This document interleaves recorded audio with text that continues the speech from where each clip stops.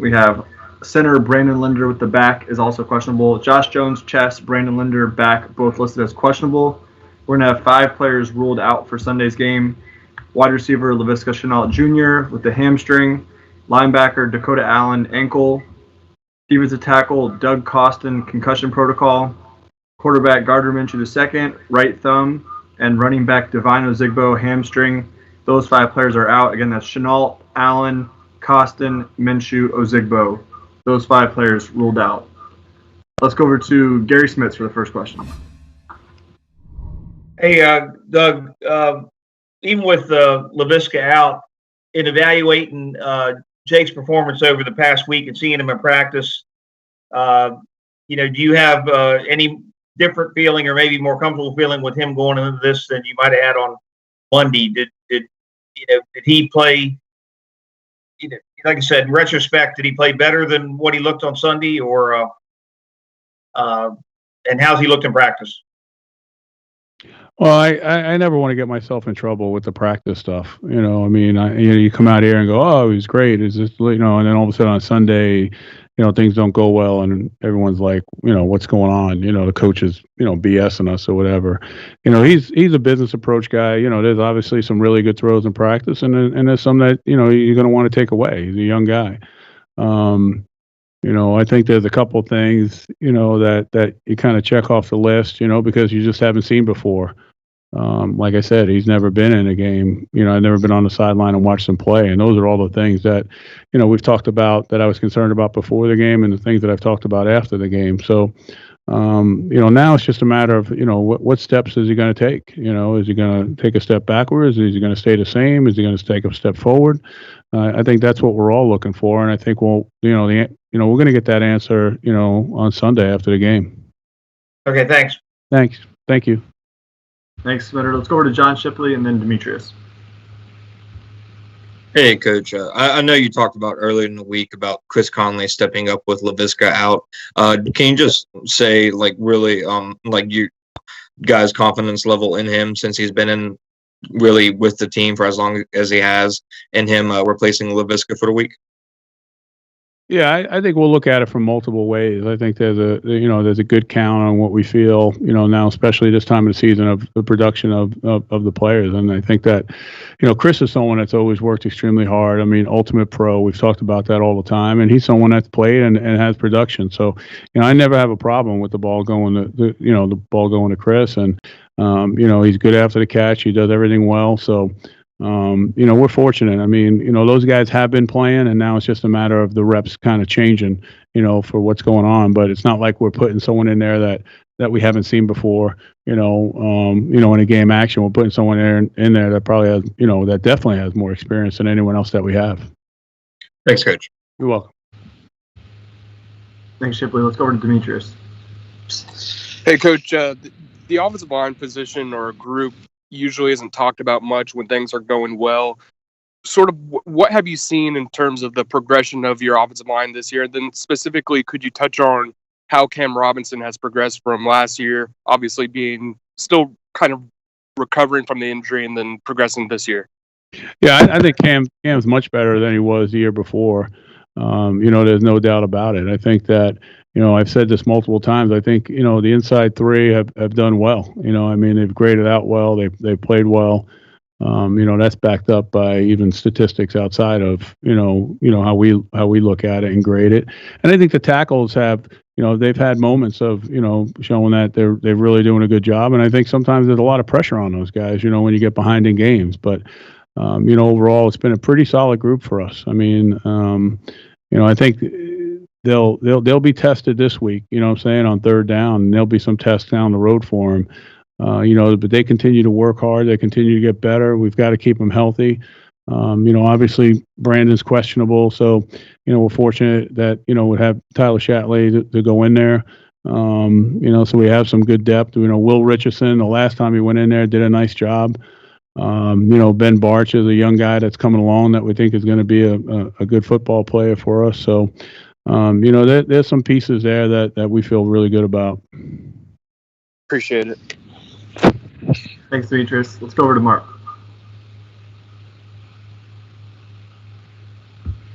Hey, Doug. Hey, Mark. You touched on it just there, but I was just curious. It gets overshadowed a lot, but the rookies on this team, there's a lot of pretty good building blocks. I mean, it's hard to really, praise these guys when you've lost 7 in a row. But when you step back and look at this team, do you see a lot of pieces here that make this thing pretty good going forward? Yeah, I don't know if right now, Mark, I'm so concentrated on, getting ready for Green Bay, but I think you see the younger guys though. I mean, obviously the youth of the team is out there. It's not an excuse, obviously, how I'm not going to go down that road. I think it's the same thing that you battle all the time. I've had many, young guys play for me and, with 3rd round picks or, 5th round picks or whatever it may be. And, there's, when you're winning, there's obviously more patience, and sometimes that's better for those, young guys, depending on what type of player they are, how they're wound mentally and there's a lot that goes into that. And then, sometimes, when you're not doing well, you're trying to speed up, what I'm saying? Because now all of a sudden you need them to play, really beyond, what they've experienced is probably the best way to put it. So, you have to have some balance in that and what you do. And I think that, a lot of times guys will see talent and everyone's like, well, you got to use him more, use this guy more, do this. Why isn't this guy, doing all this stuff? But, there's a lot of things that are on someone's plate. I think that, the game is you got to be smart. You got to go through things. You got to have a feel. You have to have instinct. Some guys have it, very few when they come out of college. And it's something that's developed. In this league. So, there's to answer your question. I think I can, even though I'm focused on Green Bay, is that a lot of it's going to be on the development. What I'm saying on how these guys go. You would hope that. This type of experience with the way they've been working creates a chip on their shoulder and they get pissed off and they keep coming back stronger and stronger. If they go the other way and they get lax, then they're not going to make it in this league anyway. So, they're not going to be able to do it. So there's a lot that's going on, between coach and player amongst himself, that happens when you're struggling this way. So I think that, the answer to that question, I think that's in the future. That remains to be seen. Thank you, Mark. Let's go over to John Reed. Yeah, I got one question. Coach, what does it mean to you, though, that to have those guys still working, as you say often, and with this doing this losing streak? I think what it is. It's obviously, a lot of us have been through this at some point in our careers, and I've seen it where it separates a team, and there's injuries, there's guys that don't practice, there's coaches that walk around with their head down. There's a lot of that, that has occurred when things like this go on, but I haven't seen that, and I still feel the same way. I told you guys I really, I love this team. I really do. I've got zero issues, there's nothing that's, these guys are going about their business and working hard. And, that's not usually the case, especially, now. And I think, trying to hold it together is what you see, on Sunday. I could sit here and tell you, hey, we don't have this, we don't have that. They're working hard and doing this. If they go on the field and play hard, then all those things are going on.